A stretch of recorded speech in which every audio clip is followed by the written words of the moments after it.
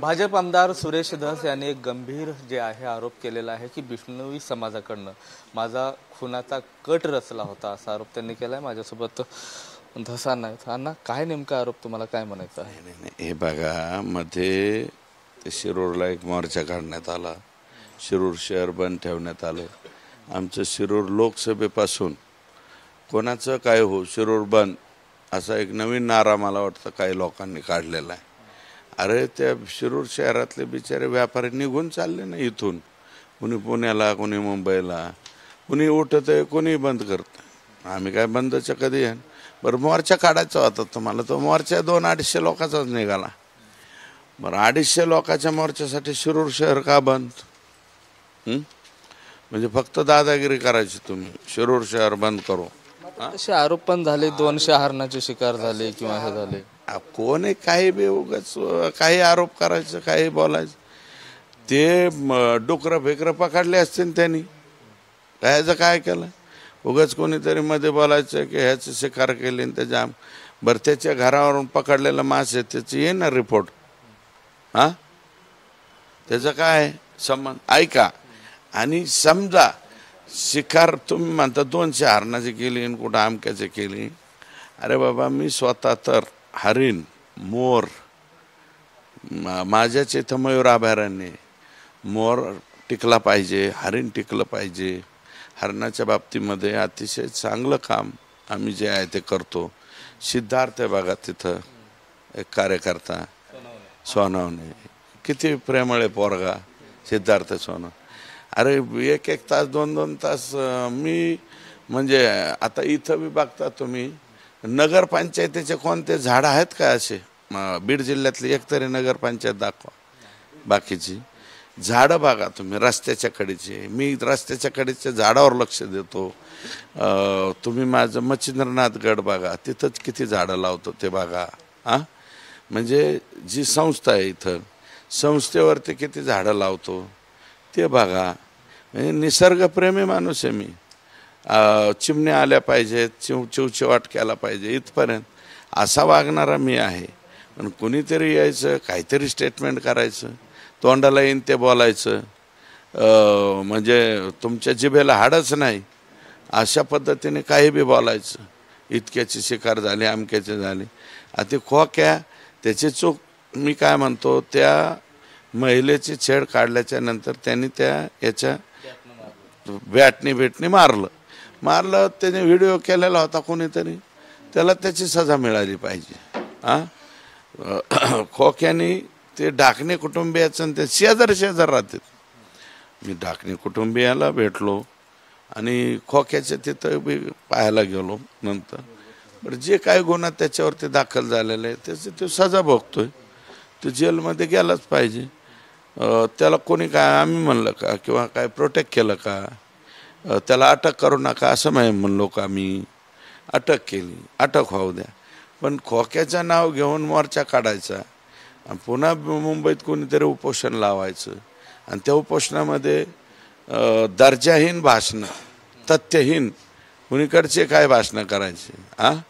आणि अँकर इथं बी तेच तिथं बी तेच। तुम्हाला असं का वाटलं की तुमच्या जीवाला धोका आहे, कट केला जाते? कोण कट करते? ऐका, बिष्णोई समाजाचे 4 लोक तिथं आणले कशाला? ते काय हवेतून आले का? ते लोक आणले कुठं? मुंबईमध्ये। आणि तिथं त्यांना सुद्धा सांगितलं या आयसा नाही, आयसा होता आहे, तसे नाही तसे। मग मी काय म्हणतो, ते बिष्णोई समाजाचे लोक ॲग्रेसिव्ह असतात। कोणत्या बाबतीत? हरणाच्या बाबतीत। मग तिथं काय बाय पाठवायचं, कुठं काय सांगा? अरे त्याला काय तथ्य बिथ्य काय तर पाहिजे ना काय? कुठं तुम्हाला काय सापडलंय का? त्यांनी शिकार करताना तुमचं काही फोटो आहे का? एखादं काही सापडलंय का? काहीच नाही। याबाबत अधिकृत कोणी माहिती दिली तुमच्या जीवाला धोका आहे का? इंटेलिजन्सचा वगैरे फोन होता? काही इंटेलिजन्स आमचं बी आहे। अहो हे तो कोणता आहे म्हणा? बिष्णोई समाजाचे लोक आणायचे त्यांच्यावर। मी माझं म्हणणं नाही, विनंती की ते जे उपोषण स्थळ आहे त्याच्यात कोण कोण काय बोललं, बिष्णोई समाजाचे लोक आणले, कोणी आणले, काय आणले, हे जरा काढा ना शोधून लाईव्ह, तुमच्याकडे काढू शकता ना तुम्ही, मग काढा ना ते, आणि त्याचीच तक्रार करणार आहे ना मी. सुरक्षा वगैरे तुम्ही घ्यायला पाहिजे, असा जीव धोक्यात असेल तर. मला काही लोकांनी इनपुट्स दिले, सुरक्षा घ्या. आपले SP-चा एक दिवस फोन आलता, तुमको सुरक्षा देता, पण अजून काही सुरक्षा दिली नाही. आमचे जे नवीन SP आहेत त्यांनी मध्ये फक्त असं कळालं की घाटकोपर का कुठला तरी एक पोलीस मला दिलाय. मी म्हणलं घाटकोपरचा पोलीस मला कायला संरक्षण देतो बा, बिडातलंच कोणीतरी द्या, इतक्याला आमचा पोलीस तो घाटकोपरला कसा जायचा इथून. बिष्णोई समाज हा हरणाला धरून आक्रमक असतो. माझं जे वाचन आहे, हरिण या प्रश्नाच्या बाबतीमध्ये तो समाज प्रचंड आक्रमक असतो, आणि त्याच्याकडं काही फीड केलं की ते तसंच फीड त्यांना होतं. आता चिंकारा प्रकरण जे आहे याचं, आणि माझा आणि हरिण या प्राण्याचा संबंधच काय इथं, आणि खोक्याशी तुम्ही संबंध जोडला ना, बरं त्याचा आणि माझा काय संबंध या बाबतीमध्ये. कार्यकर्ता तो असेल, पण तुम्ही संबंध काही बी जोडले त्याच्याबरोबर.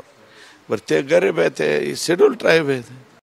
एखाद्या गरीब माणसाची तुम्ही किती क्रूर हे करावी, थट्टा करावी, तसं थट्टा केली त्याची. कुठल्याही घटनेमध्ये बिष्णोई समाज हा लॉरेन्स बिष्णोईचा सल्ला घेतो, तसं तुम्ही त्यांना काही बोलणार आहेत की आहे असं नाही ते तसं आहे?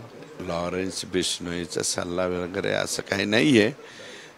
बोलवले असतील, कोण लोक बोलवलेत, काय लोक बोलवलेत, चौकशी सहभागी होईल. आता खुलं होईल ना, मी त्याची ओपन चौकशी करावी म्हणून मुख्यमंत्र्यांनाच पत्र देणार आहे ना. कधी भेटणार आहे मुख्यमंत्र्यांना?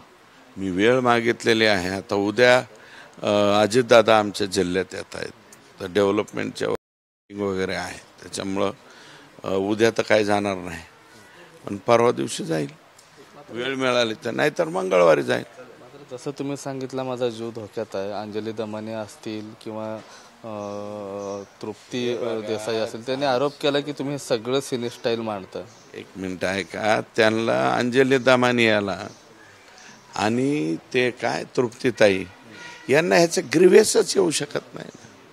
त्यांना माहिती आहे का, ते खोक्या ह्याच्यावर त्याच्यावर बाईट भेट देऊन मोकळ्या झाल्या. त्यांना ह्याच्यातला ग्रीव्हियस, आमच्या जिल्ह्याचं राजकारण माहिती आहे का त्यांना? अंजली दमानिया यांना राजकारण माहिती आहे का? अंजली दमानियांनी जरा हे सगळे व्हिडिओ वगैरे चेक करावेत ना. मी जे म्हणतो मी पाठवतो, नाही ते तर याची सगळी चौकशी झाली पाहिजे. असताना कृपया बोलू नये. एखाद्याच्या जीवावरती उठलेले काही लोक आहेत, जे बिष्णोई समाजाचे लोक आणायला लागले, तिथं मुंबईत बसायला लागले, आणि तुम्ही पिक्चरन आसन डायलॉगन काही बी काढायला निघाले. अंजलीताई ह्या सोबत नाही त्यांना.